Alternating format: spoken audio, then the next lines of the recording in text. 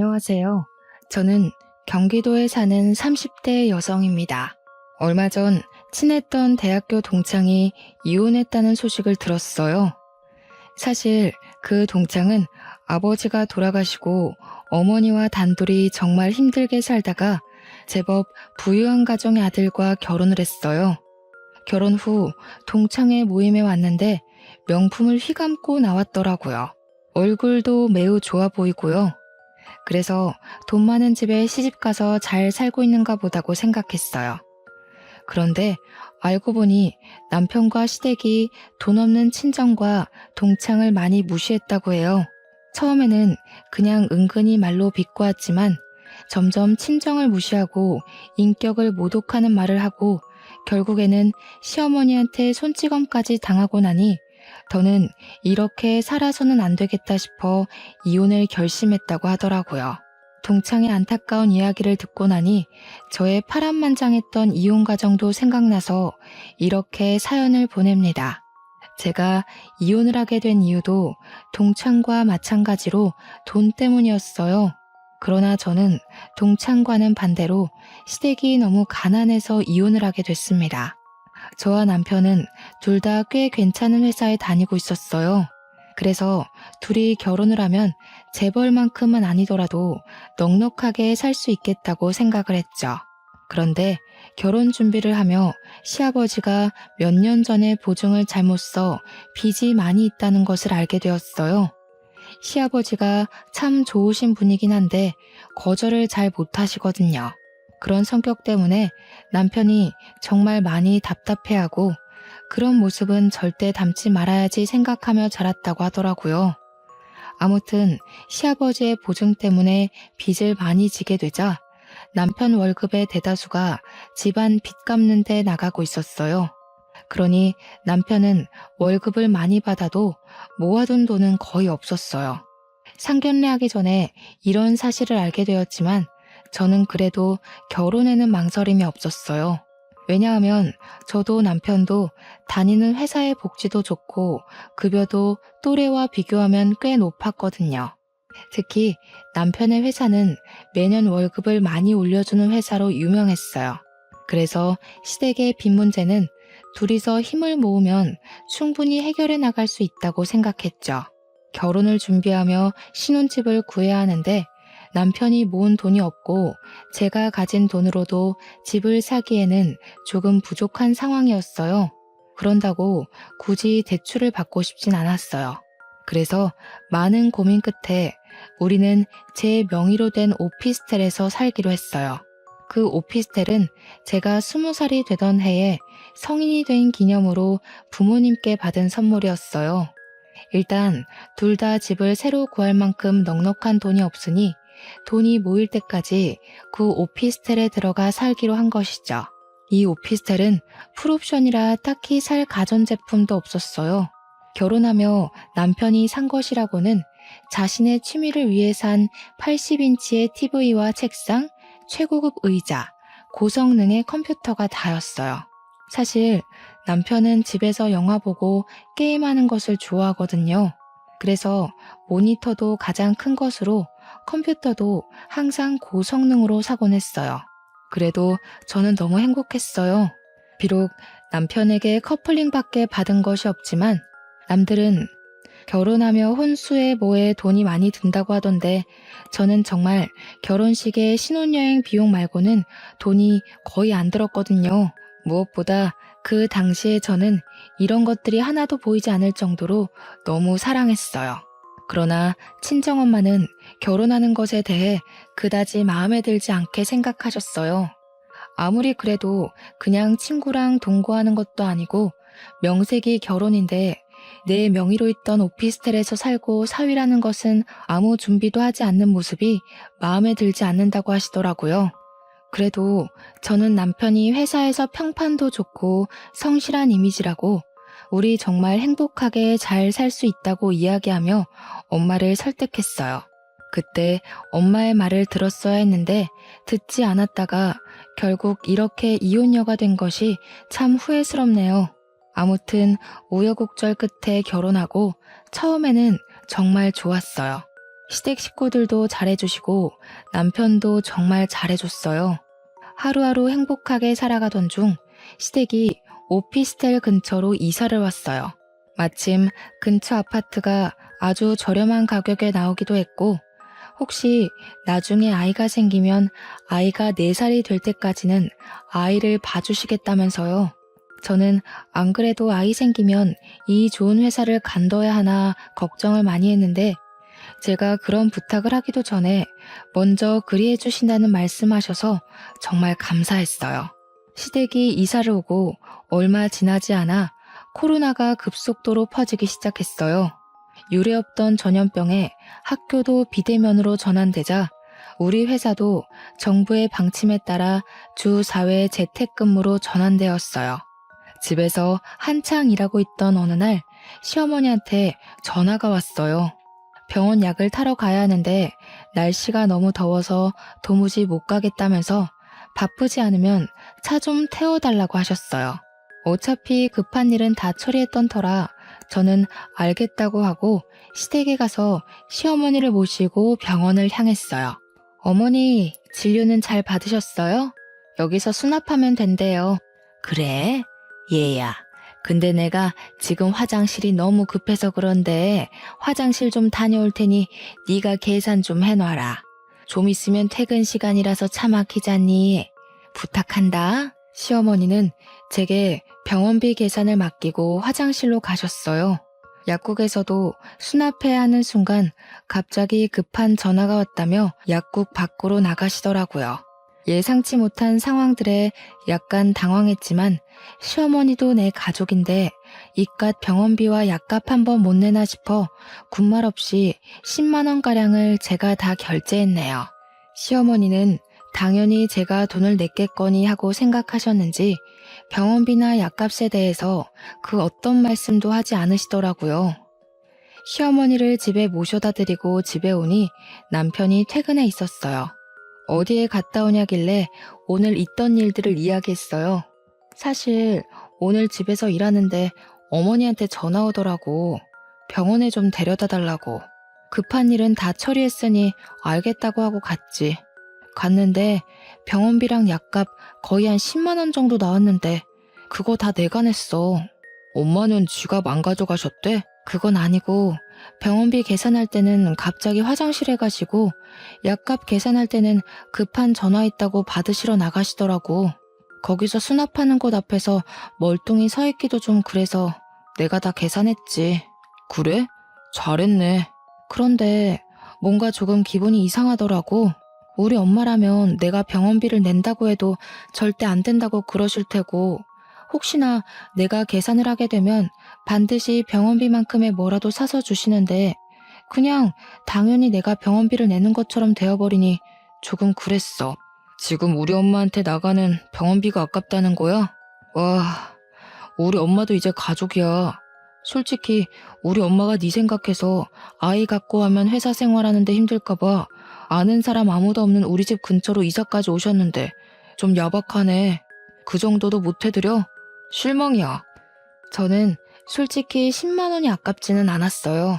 그런데 이런 상황이 한 번, 두 번 반복되면 언젠가는 시댁에서 필요한 돈들을 우리가 부담하는 것이 당연시되지 않을까 하는 마음에 말을 꺼낸 거였거든요. 사실 우리도 지금이야 돈을 잘 벌지만 아이 없을 때 차곡차곡 모아놔야 나중에 아이가 크고 돈 많이 들 때 넉넉하게 키울 수가 있잖아요. 그런 생각에서 한 말인데 남편은 그저 화만 내며 속 좁은 사람 취급을 하니 섭섭하더라고요. 그런데 또 남편의 입장에서 생각을 해보면 자기 엄마에게 다른 돈도 아니고 병원비와 약값으로 생색내는 것처럼 보일 수도 있겠다는 생각이 들더라고요. 그래서 남편에게 내가 생각이 짧았다고 미안하다고 사과를 했어요. 중복을 하루 앞둔 어느 무더운 여름날이었어요. 그날도 집에서 더위와 씨름을 하며 일을 하고 있는데 시어머니한테 전화가 오더라고요. 내일이 복날이니까 삼계탕을 해먹자고 같이 닭이랑 이것저것 재료를 사러 가자는 거예요. 저는 시어머니를 모시고 근처 대형마트에 갔어요. 삼계탕 재료만 사신다던 시어머니는 삼계탕 재료에 각종 반찬거리, 집에 큰 솥단지가 없다며 대용량 곰솥 냄비, 가격이 저렴하다며 프라이팬과 각종 주방용품, 화장실에 수납장이 고장났다며 미니 수납장까지 고르시더라고요. 쇼핑카트에 한가득 싣고 계산을 하려고 줄을 섰어요. 아, 얘야, 내가 지갑을 두고 왔네. 너 지갑 가져왔지? 네, 지갑 가져오긴 했어요. 그래, 네가 좀 내라. 나는 화장실 좀 다녀오마. 저희는 이미 카트에 짐을 가득한 상태라 다시 일일이 가져다 놓을 수도 없어 어쩔 수 없이 제 카드로 결제를 했어요. 요새 장바구니 물가 얼마나 비싼지 아시죠? 삼계탕 재료만 해도 10만 원이 넘는데 이것저것 생활용품에 주방용품까지 사고 나니 거의 40만 원이 넘게 나왔습니다. 어쩔 수 없이 그걸 제 카드로 결제했고요. 저는 그 많은 짐을 싣고 시댁에 도착해서 짐 정리를 도와드리려고 같이 집으로 들어갔어요. 시어머니는 삼계탕 재료를 정리하기 위해 장 볼 때 들고 계시던 가방을 바닥에 두셨어요. 그런데 가방 안에 시어머니의 지갑이 보이는 것이 아니겠어요? 그걸 발견한 제 모습을 본 시어머니는 당황한 표정을 지으시더라고요. 어머, 내 정신 좀 봐. 아, 내 지갑이 가방에 있었네? 가방에 지갑이 있다는 거 모르셨어요? 아까는 분명히 안 보였는데. 요새 내가 이렇게 정신이 없지 뭐니. 다음에는 내가 꼭 내마. 이렇게 얘기하시는데 다시 장본 비용을 제게 달라고 하기도 뭐하고 또 얘기하는 것도 뭔가 쫌생이같이 보여서 그냥 그러려니 하고 넘겼어요. 남편에게도 아무 말 하지 않았고요.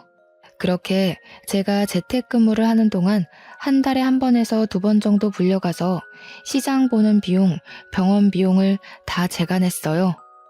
그래도 꾸준히 저도 돈을 적지 않게 벌고 있었고 남편도 안정적으로 벌고 있어서 여기에 대한 부담이 그리 크지는 않았어요. 그렇게 해가 바뀌고 1월이 되었어요. 남편에게는 이제 고3이 되는 남동생이 하나 있었어요. 집에서 쉬고 있는데 남편이 갑자기 남동생 이야기를 조심스레 꺼내더라고요. 이번에 진수 고3 되는 거 알지? 근데 진수가 집에서 공부가 안 된다고 독서실에 다닌다네? 그래? 하긴 집보다는 독서실에서 조용히 공부하는 것이 훨씬 좋지. 독서실 비용이 한 달에 40만 원 정도 한다던데 그 비용 우리가 내는 것 어때? 우리가? 한 달에 40만 원씩 매달 내자고? 우리 아버지 보증서시고 해서 집안 빚은 많고 진수는 인생에서 가장 중요한 고3이잖아.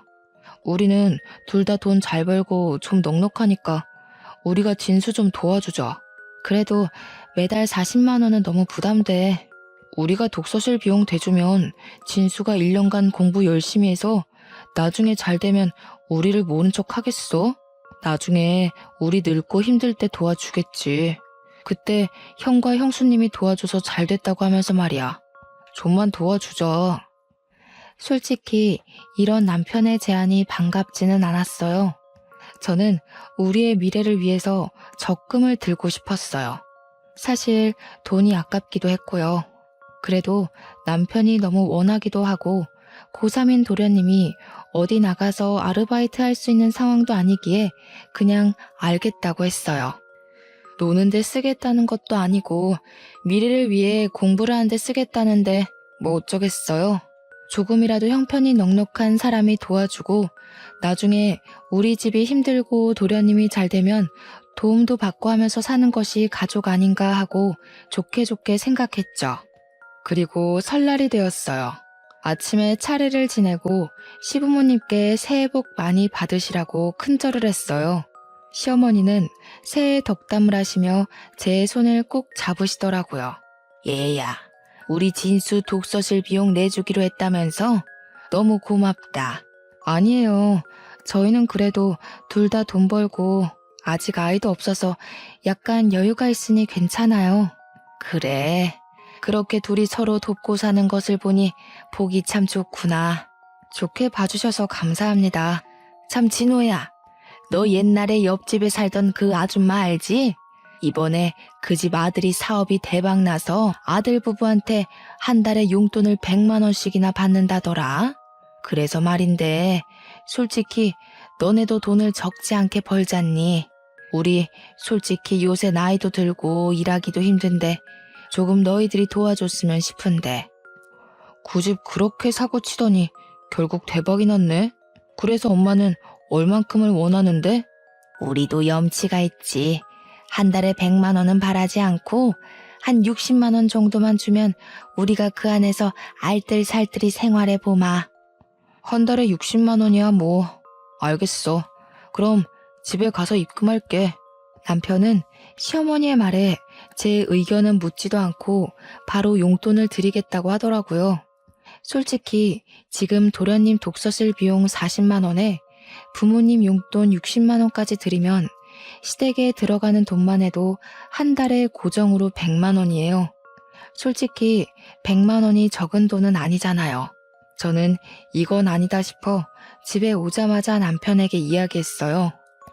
시부모님께 정말 용돈 60만 원씩 드릴 거야? 그러면 도련님 독서실 비용 40만 원에 시부모님 용돈 60만 원까지 한 달에 100만 원이야.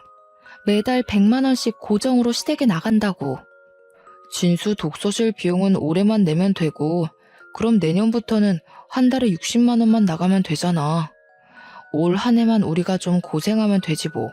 솔직히 시어머니 병원 가실 때나 시장에 가실 때 꼭 나를 데리고 가셔서 내 돈 쓰시게 만드는데 그런 돈만 해도 꽤 나와. 그런데 거기에 60만 원까지 추가로 드리자고? 우리가 뭐 갑부야? 막말로 로또라도 당첨됐으면 얼마든지 그렇게 해드릴 수 있어. 그런데 우리도 솔직히 이제 돈을 모으고 생활해야 하는데 우리 돈 자꾸 시댁으로 가면 우리는 돈 언제 모아?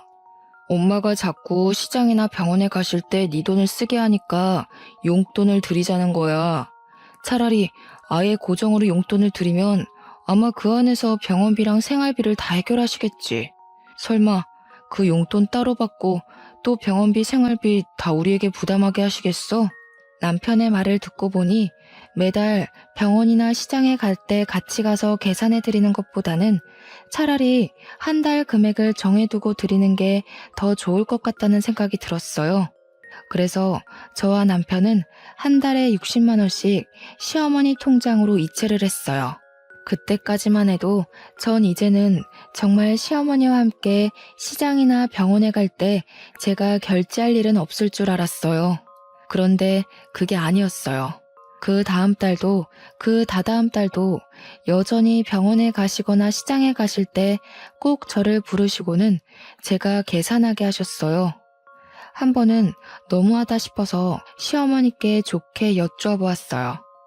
저번에 저희가 드린 60만 원은 어디에 사용하셨냐고요. 그랬더니 한 번은 친한 친구의 딸이 결혼해서 축의금 주고 돈이 없다고 하시고 한 번은 친구의 노모가 돌아가셔서 부의금을 하느라 돈이 없다고 하시더라고요. 솔직히 용돈 60만 원을 드리는데도 추가로 제 돈이 또 시댁의 생활비로 나가는 것이 정말 싫었지만 돈 가지고 야박하게 구는 것 같기도 하고 무엇보다 남편과 제가 안정적으로 돈을 잘 벌고 있으니 그냥 참고 넘겼어요. 그렇게 평안하지 못했던 설이 지났어요. 남편은 설이 지난 이후로 회사가 많이 바빠졌다는 이유로 야근과 주말 특근이 잦아졌어요.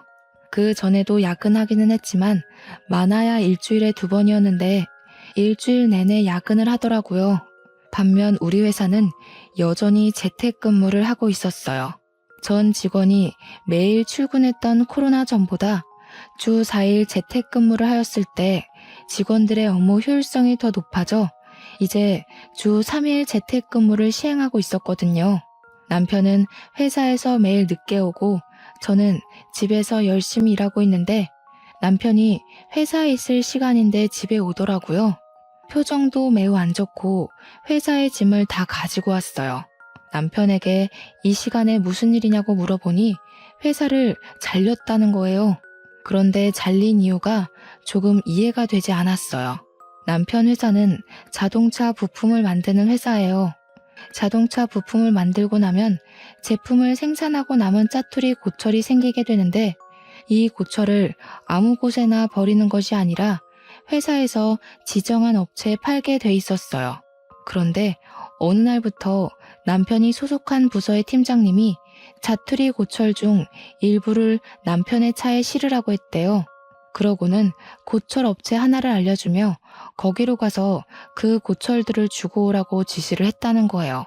남편은 뭔가 이상하긴 했지만 팀장님이 회사 설립 구성원이기도 하고 사장님과 사촌지간이라 당연히 사장님이 시키신 일이라고 생각했대요.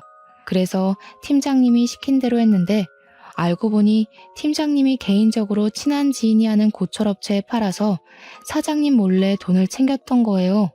사장님은 남편이 혼자 한 행동인 줄 알고 남편에게 회사에서 나가라고 했다는 거예요. 그럼 여보는 고철 회사에 넘겨주고 따로 돈 받은 거 있어? 아니, 나는 전달만 했고 팀장님이 그 돈을 다 가져왔어. 나는 그냥 기름값 정도? 그럼 팀장님이 시키시길래 사장님께서 지시하신 줄 알았다고, 이게 그렇게 되는 줄 몰랐다고 말씀드리지 그랬어. 얘기는 했지. 근데 사장님이 팀장님 말만 듣고 너무 화나셔서 나보고 무작정 나가라는 걸 어떡해. 저는 솔직히 남편의 말이 이해가 되지 않았어요. 남편의 회사 사장님은 저도 몇 번 우연히 뵀었는데 100명 정도 되는 전 직원의 이름은 물론 가족 구성원까지 다 아시는 분이세요. 게다가 회사를 경영할 때 직원과 직원 가정의 행복이 가장 중요하다고 생각하시는 분이라서 직원들을 위해서라면 뭐든지 다 해주시는 분이셨죠. 매년 월급 인상은 물론 매출이 높은 해에는 전 직원에게 100만 원씩 특별 보너스를 현금으로 지급해 주시기도 했고, 학자금 지원, 직원의 자기 개발을 위한 학원비나 대학원비 지원까지 해주시던 분이에요. 이렇게 사람을 중요시 생각하시는 분이 남편이 직접 금전적인 이득을 취하지도 않았는데 팀장님의 말만 듣고 무조건 나가라고 하셨다는 것이 뭔가 이상했어요. 더 물어보고 싶었지만 남편이 너무 속상해해서 물어볼 수가 없겠더라고요. 그냥 축 처진 어깨를 토닥여주며 우리가 나이가 엄청 많은 것도 아니고 여보 능력도 되니 더 좋은 회사 충분히 갈 수 있다고 격려해 주었어요. 그것 말고는 제가 남편을 위해 해줄 수 있는 일이 없더라고요. 한참을 넋을 놓고 앉아있던 남편은 머리 좀 식힐 겸 반신욕을 하겠다며 화장실로 들어갔어요. 저도 다시 일을 시작하려는데 남편의 핸드폰이 울리더라고요. 보니까 회사 이서영 대리에게 온 카톡이었어요. 저는 회사에서 해고를 철회하려나 싶어 남편을 부르려고 하다가 뭔가 느낌이 이상했어요. 왠지 카톡을 제가 봐야겠다는 생각이 들더라고요. 카톡을 본 순간 판도라의 상자가 열렸어요. 이서영 대리와 나눈 이전의 카톡은 연인들이 하는 내용으로 가득했어요. 남편은 회사에서는 물론 저와 함께 있던 저녁 시간에 저 몰래 이서영 대리라는 사람과 사랑을 속삭이고 있었어요. 카톡의 내용을 보니 제게는 야근한다고 하고 회사를 마치고 같이 저녁을 먹고 영화를 봤더라고요.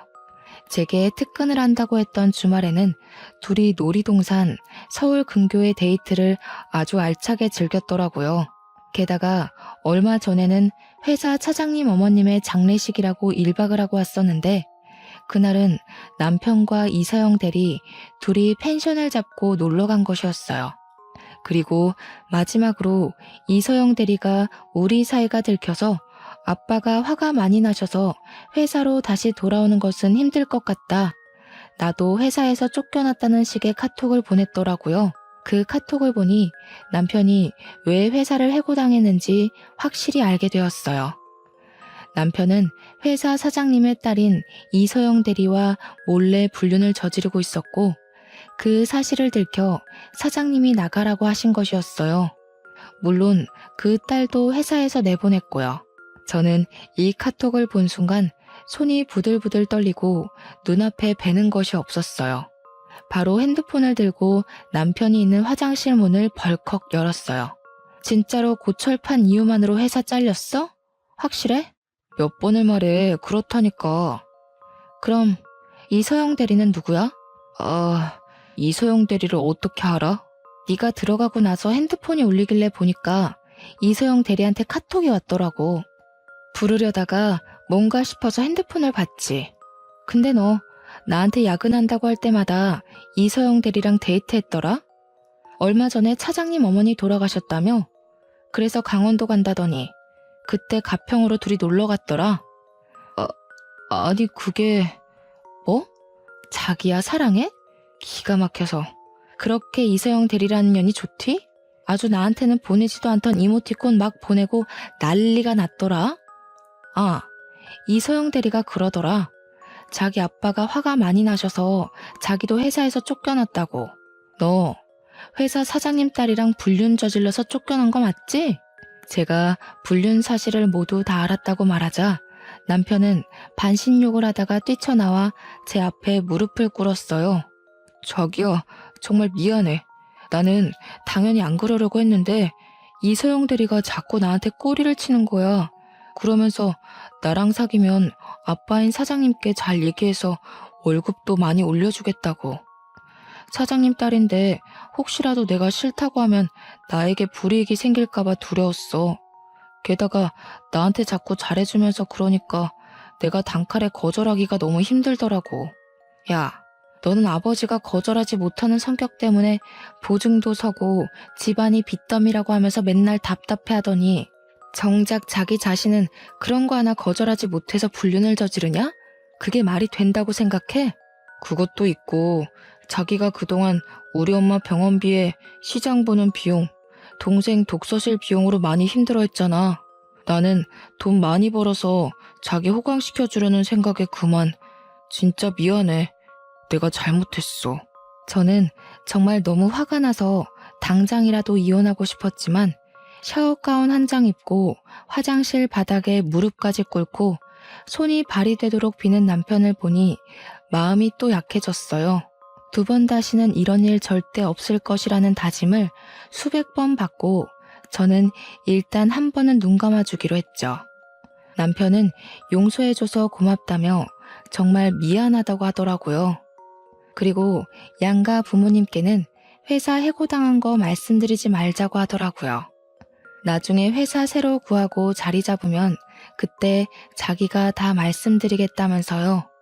맘 같아서는 시부모님께 말씀드려서 눈물 콧물 쏙 빠지게 혼나게 하고 싶었지만 솔직히 좋은 일도 아니고 남편도 많이 반성하고 있는 것 같아서 알겠다고 했어요. 그날 이후로 저는 계속 재택근무를 하고 있었고 남편은 회사를 알아본다는 명목으로 컴퓨터 앞에 앉기는 했지만 실제로 회사를 알아보는 건 1시간뿐이었고 매일 게임만 하고 있었어요. 그리고 이 와중에도 도련님 독서실 비용 40만 원, 시부모님 용돈 60만 원은 이체되었어요. 돈을 보내고 싶지는 않았지만 이미 새해에 약속한 것이고 이체하지 않으면 상황이 더 복잡해질 것 같아서 그냥 제 월급에서 시댁에 돈을 보내드렸네요. 그러던 어느 날 친정엄마가 반찬만 놓고 가겠다며 말도 없이 오셨어요. 집에 당연히 저 혼자 있을 것으로 생각했는데 남편이 회사에 안 가고 집에 있으니 깜짝 놀라셨어요. 저는 어쩔 수 없이 엄마에게 회사에서 약간의 오해가 생겨서 어쩔 수 없이 해고당했다고 말했어요. 불륜 이야기까지는 하지 않았어요. 그 얘기 들으면 엄마가 많이 속상해하실 것 같았거든요. 자세한 이야기는 하기 좀 그러니 그냥 조용히 눈 감아달라고.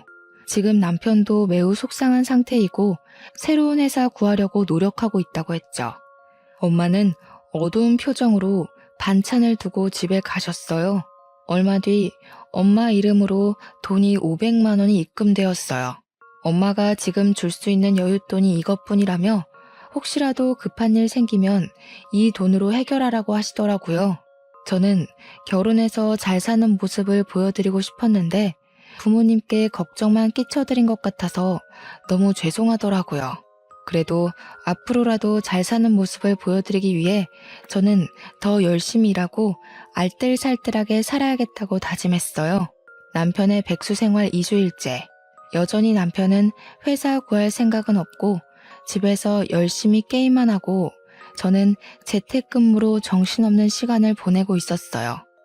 열심히 일하는데 시어머니한테 또 전화가 오더라고요. 병원에 가야 하니 데려다 달라고요. 여보, 지금 어머니가 병원 가신다고 데려다 달라는데 자기가 한 번만 가면 안 돼? 지금 우리 엄마는 나 회사에 잘 다니고 있는 줄 아는데 내가 어떻게 가? 말이 된다고 생각해? 바쁘더라도 잠깐 머리 식힌다 생각하고 네가 가. 일은 이따 밤에 이어서 하면 되잖아. 어머니랑 같이 가길 바랬던 내가 등신이지. 아, 나 간다. 저는 남편에게 있는 짜증 없는 짜증을 다 내며 시댁으로 갔어요. 그곳에서 시어머니를 모시고 병원을 가서 병원비, 약값 모두 다 제 카드로 결제를 했네요. 또 시어머니는 지갑을 가지고 오시지 않았더라고요. 시댁에 모셔다 드리는데 시어머니는 내일은 시장에 장 보러 가야 하니 또 같이 가자고 아침 10시까지 시댁 앞으로 오라고 하시더라고요. 저도 시장에 장 볼 것이 있기도 해서 알겠다고 하고 집에 왔어요. 다음날 아침 시댁에 가려고 준비 중인데 남편은 거실에서 술 먹고 게임을 하다가 늦게 잠든 모양이더라고요. 소파에 누워 코골며 자고 있길래 저 시댁에 간다고 흔들었어요. 깨워도 못 일어나는데 짜증이 확 나더라고요. 저는 정신없이 자는 남편의 등을 확 때린 후 신경질 내는 남편을 두고 시댁으로 갔어요. 시어머니는 장바구니를 들고 집 앞에 서 계시더라고요. 시어머니와 함께 장을 보고 그날도 역시 장 본 비용은 다 제가 냈네요.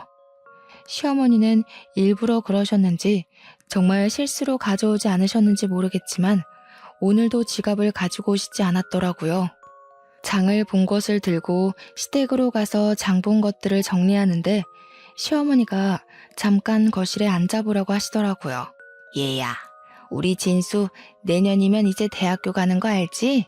애가 마음을 얼마나 독하게 먹었던지 독서실에서 매일 자정해 오고 하더라. 아주 서울대 가겠어. 네, 도련님은 원래 성실하시고 공부도 잘하셔서 분명히 원하는 곳에 갈 수 있을 거예요. 그래서 말인데 내년에 진수 대학교 입학금과 학비 일부만 좀 지원해 줄 수 있겠니? 네? 대학교 입학금과 학비가 얼마나 비싼데 그것을 어떻게 지원해요? 왜 못하니? 너 젊을 때부터 한 회사 계속 다녔으니 퇴직금도 적지 않을 것이고 그 퇴직금 조금 먼저 받고 대출 좀 받아서 진수 학비 지원해주면 되지. 우리가 모아둔 돈이 없어서 그래. 어머니, 제 퇴직금은 제가 그동안 열심히 일해서 생긴 돈인데 그걸 어떻게 도련님 학비에 써요? 저는 제 퇴직금을 왜 도련님 학비에 써야 하는지 모르겠어요. 난 너를 가족으로 생각했는데 참 서운하네. 학비 전부를 지원해달라는 것도 아니고 일부만 지원해달라는 것인데 그게 그리 어려운 일이니? 네가 돈이 없는 것도 아니고 옛날에는 첫째가 동생들 다 학비 대주고 했다. 그야 옛날이죠. 저는 제 퇴직금으로 도련님 학비 대주는 것은 조금 그러네요. 게다가 저희 신혼집도 대출빚 가지고 시작하기 싫어서 일부러 제 명의의 오피스텔에서 살고 있는데 도련님 학비 대준다고 대출받는 건 더더욱 아닌 것 같아요. 그리고 말이 나와서 말인데요. 솔직히 도련님 독서실 비용에 어머니 아버지 용돈에 어머니 병원비에 시장 보는 비용까지 너무 부담돼요. 한 달에 시댁으로만 거의 200만 원 가까이 돈이 나간다고요. 어머 얘, 무슨 200만 원이야. 진수 독서실 비용 40에 우리 용돈 60까지 해서 100만 원이지. 내 병원이랑 시장 보는 비용 그까짓 것 해봤자 얼마나 된다고. 어머니, 제 카드 명세서 뽑아드릴까요? 어제 병원비에 약값만 20만 원에 오늘 시장 보는 값이 15만 원이나 나왔어요. 고작 이틀 만에 벌써 35만 원이나 나왔다고요. 보자 하니까 너무하네. 솔직히 너희는 둘 다 꽤 좋은 직장에서 일하고 있잖니. 하나뿐인 귀한 도련님 학비 지원 하나 못 해주니? 둘 다 일한다고요? 아닌데요? 지금 남편 집에 있어요. 회사 사장님 딸이랑 불륜 저질러서 회사 잘렸어요. 저는 시어머니의 뻔뻔스러운 돈 요구에 너무 화가 나서 남편이 불륜을 저질러 회사 잘렸고 그래서 지금 저 혼자 돈 벌어서 남편을 먹여 살리고 있다고 했어요. 얘, 너 무슨 소리를 하는 거니? 우리 진호가 불륜을 저질러서 잘렸다고? 그게 말이 돼? 우리 진호가 얼마나 성실하고 착한 아이가 아닌데 네가 잘못 알고 있는 거겠지. 그래요? 그럼 한번 지금 우리 집으로 가서 직접 보시죠. 저는 시어머니를 모시고 집으로 갔어요. 거실에는 남편이 밤새워 먹었던 맥주캔과 컵라면이 아직도 있었고 남편은 여전히 소파에 누워 코 골며 자고 있더라고요.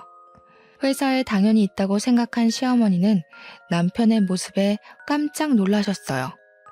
진수야, 너 진짜로 사장님 딸이랑 바람 펴서 회사 잘린 거야? 아니 그냥 야, 너는 내가 알아서 잘 처리한다니까 굳이 엄마 걱정되게 다 얘기했냐? 회사에서 사장님 딸이랑 불륜 저질러서 회사에서 잘린 주제에 밤새 게임을 하고 맥주만 먹으면서 회사 구할 생각이 없어 보여서 그랬다 왜? 안 그래도 지금 내 월급만으로 생활하기 힘든데 시어머니 용돈에 도련님 독서실 비용에 시어머니 병원비에 시장값에 얼마나 힘든지 알아? 게다가 어머니는 내년에 도련님 대학 학비까지 요구하시더라. 예, 그때는 내가 너희 이런 상황인지 몰랐을 때고 내가 설마 너희들 이런 상황인 줄 알면 그런 얘기 했겠니? 너 말 한 번 잘했다. 야, 우리 엄마 병원이랑 마트장 보는 값이 들어봤자 얼마나 된다 그래? 진짜 구질구질하다 정말. 저번 달에 어머니 병원비랑 시장 보는 비용이 100만 원이나 나갔어. 거기에 도련님 독서실 비용 40, 부모님 용돈 60까지 다달이 시댁에만 200만 원이 나간다고. 너 만약에 우리 집에 매달 200만 원씩 나간다고 하면 군소리 없이 보낼 수 있어? 무슨 100만 원이나 들어 말이 되니? 엄마가 뭘 샀으면 얼마나 샀다고. 진짜 돈 좀 번다고 유세냐? 더럽고 치사해서. 너같이 속 좁은 여자랑은 도저히 못 살겠다. 그래, 돈 벌어서 시댁에 다 돈 나가니 내가 속이 터져서 유세 좀 떨었다. 나는 너희 집 물주나 호구로 다시는 못 살아. 너 말대로 나는 더럽고 치사해서 속 좁은 사람이니까 그만하자. 어머니, 저 이제 이 집에서는 물주 노릇 못하겠네요. 시댁이라면 돈 팍팍 주는 속 넓고 이해심 많은 여자 찾으셔서 아드님 재혼시키세요. 저는 더는 같이 못 살겠네요. 저는 그동안 참고 참았던 모든 일을 다 하나하나 낱낱이 이야기하며 이혼하자고 선언했어요. 남편도 이혼하자 그러면 누가 붙잡을 줄 알았냐며 이혼하자고 같이 소리를 버럭 지르더라고요. 그 모습에 저는 정말 이혼할 결심으로 집에 있던 옷과 화장품, 노트북 등 당장 사용할 짐을 모두 쌌어요. 짐을 싸서 나가는데 시어머니는 말리시고 남편은 화가 나서 이혼하자고 난리더라고요. 지금 저 말리셔도 소용없어요. 전 이미 마음 확실히 정했고 이혼하겠습니다. 아, 그리고 너 이 오피스텔 제 명의로 되어 있는 거 알지? 딱 일주일 줄게. 일주일 동안 네가 산 TV, 컴퓨터, 책상 싹 다 치워놔. 일주일 뒤에도 그래도 있으면 다 팔아버릴 거야. 알겠어? 저는 그 길로 바로 친정으로 향했어요. 엄마는 갑자기 온 짐을 챙겨서 온 저를 보며 깜짝 놀라셨어요. 저는 엄마에게 사실 남편이 회사 사장님 딸과 불륜을 저질러서 해고당한 이야기부터 그동안 시댁이 힘들다는 이유로 도련님 독서실 비용에 시부모님 용돈에 병원비에 시장 보는 비용까지 매달 200만 원가량이 시댁으로 갔다고 말씀드렸어요. 엄마는 제가 그동안 살아온 이야기를 듣고 많이 속상해하셨어요.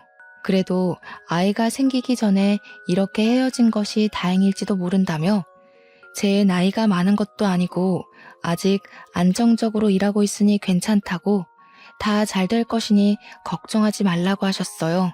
게다가 한 번 불륜 저지른 사람 언제든지 또 할 수도 있다며 그냥 지난 결혼 생활들 깔끔하게 잊고 제 마음이 가는 대로 살라고 하시더라고요. 엄마는 무덤덤하게 이야기하셨지만 가정의 행복을 가장 중요시 생각하는 엄마에게 잘 사는 모습을 보여드리지 못하고 못난 모습만 보여드린 것 같아 너무 죄송하더라고요. 친정집에 들어와 산 지 일주일이 지났어요. 그동안 남편은 아무 연락이 없길래 저는 당연히 이혼할 생각에 연락이 없는 줄 알고 이혼 서류를 작성해서 오피스텔로 갔어요. 가보니 거실은 맥주캔, 컵라면, 먹다 남은 과자로 난장판이고 남편은 여전히 게임을 하고 있었어요. 친정 갔다 왔어? 제가 들어왔는데도 당황한 표정 하나 없이 쳐다보지도 않고 모니터만 응시한 채 게임을 하고 있는데 정말 화가 머리 끝까지 나더라고요. 그래서 저는 두꺼비 집을 내려 하던 게임을 강제 종료시켰어요. 야, 지금 뭐 하는 짓이야? 내가 이혼하자는 거 장난인 줄 알았니? 난 너에게 너의 짐 챙길 수 있는 일주일이라는 기한을 줬어. 근데 왜 여태 여기 있어? 너야말로 지금 여기서 뭐 하는 짓거리야? 당장 나가, 당장. 너 지금 안 나가면 네가 그렇게 사랑하는 컴퓨터, 모니터, TV 다 집어 던져버린다. 에이, 우리 여보 왜 그래? 그렇게 화가 많이 났어? 내가 다 잘못했어. 이제 정말 정신 차리고 게임도 안 하고 회사 빨리 알아볼게. 우리가 무슨 이혼이야. 이혼하지 말고 우리 다시 행복하게 같이 살자. 응? 남편이 아무 일도 없었던 것처럼 알랑방귀를 끼며 제게 이야기하는데 저는 정말 너무 화가 나서 온몸이 부르르 떨리고 눈이 뒤집힐 것 같더라고요. 저의 화를 주체하지 못해 남편이 그토록 사랑하는 컴퓨터 모니터를 냅다 바닥으로 던져버렸어요. 야, 이게 얼마짜린 줄 알아? 너 지금 뭐 하는 짓이야? 진짜 돈만 밝히고 무식하기는. 아무리 화난다 해도 모니터를 집어 던져버리냐? 나도 너처럼 무식한 싸움꾼 아내 필요 없어. 당장 이혼해. 저는 남편의 말에 화가 더 많이 나서 이번에는 컴퓨터 본체를 바닥으로 던졌어요. 말 한 번 잘했다. 나 원래 돈만 밝히고 무식하고 싸움꾼이야. 어디 보자. 여기에 네가 사온 물건이 또 뭐가 있더라? 아, 저 80인치 TV도 네가 사왔었지? 저기 망치 있는데 TV를 망치로 때리면 어떻게 되는지 한번 봐볼까? 저는 창고로 가서 망치를 꺼내왔어요. 그리고 정말 망치로 TV를 때리려고 했어요. 남편은 이제야 사태의 심각성을 깨닫고 망치를 들고 있던 저의 팔을 잡더라고요. 제발 그만해. 화 좀 삭혀. 이게 지금 얼마짜린데 다 부수고 있어. 내가 눈앞에서 사라지면 그냥 둘 거지? 나 잠시 시댁에 갔다가 내일 다시 올 테니까 화 좀 풀어. 그리고 우리 다시 얘기하자. 응? 제발 TV는 그냥 둬. 절대 부수면 안 돼?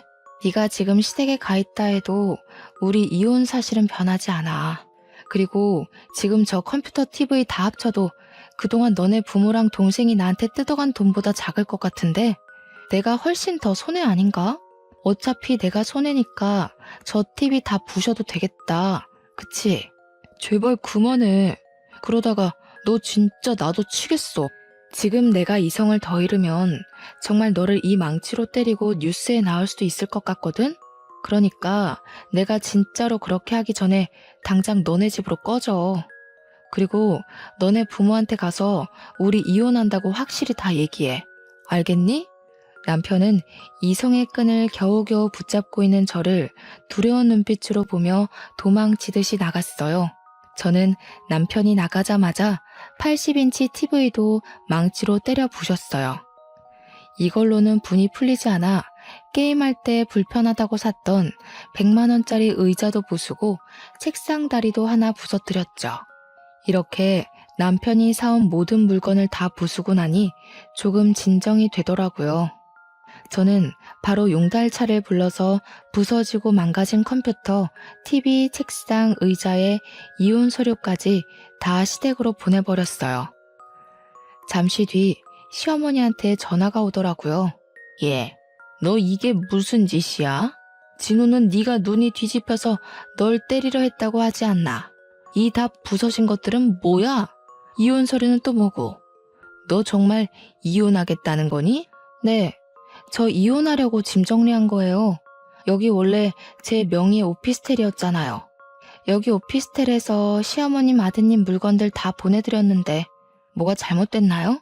남자가 바깥 일하다 보면 억울한 일을 당할 수도 있고 잠깐 흔들릴 수도 있지. 그거 가지고 이렇게까지 일을 키워야겠니? 나 때는 말이다. 남편이 몇 년간 돈 한 푼 못 벌어와도 그래도 남편 믿고 살아왔다. 하여간 요즘 젊은 것들은 걸핏하면 이혼한다는 소리지. 어머니 아들이요. 밖에서 불륜 저지르고 왔어요. 그래도 전 참았어요. 근데 어머니, 남편 모두 저를 물주나 호구로 생각하고 저에게 돈 맡긴 사람처럼 돈 달라고 그러는데 전 그 사이에서 도무지 같이 못 살겠네요.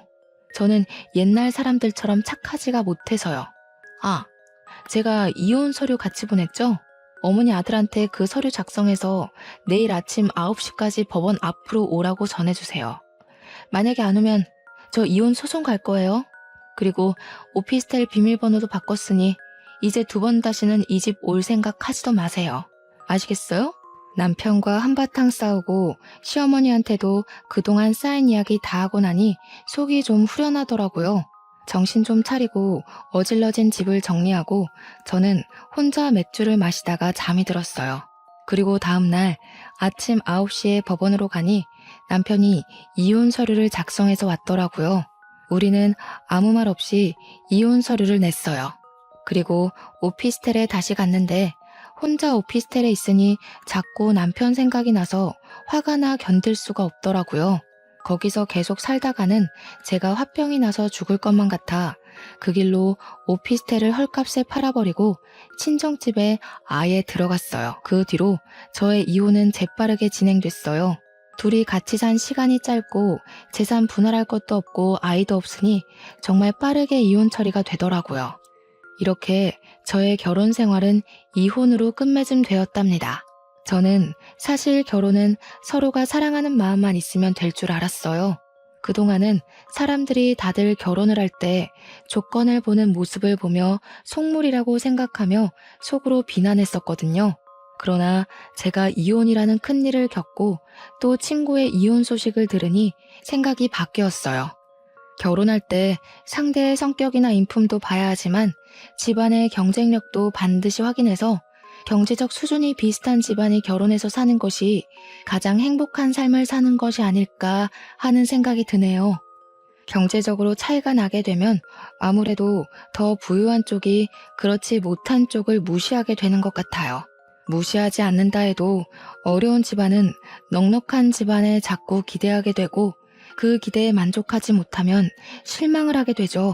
반대로 경제적으로 넉넉한 집안은 어려운 집안의 요구에 딱 잘라서 거절하기도 맞춰주기도 어려운 애매한 상황이 반복되며 스트레스를 받게 되는 것 같아요. 이러한 말하지 못할 애매한 상황들이 쌓이고 쌓여 폭발하게 되고 결국엔 이혼하게 되는 것 같아요.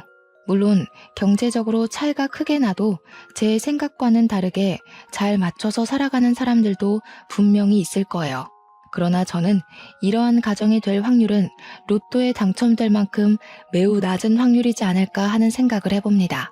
저는 당분간은 결혼에 대한 생각이 없어요. 그냥 지금처럼 친정 부모님과 함께 살며 제가 좋아하는 일을 하며 저 자신만을 위해 살고 싶어요.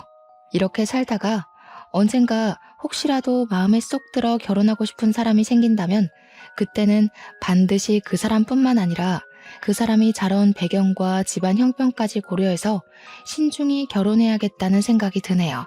전국에 결혼을 앞둔 예비 신랑, 예비 신부가 있다면 반드시 상대 집안의 경제력을 확인하세요.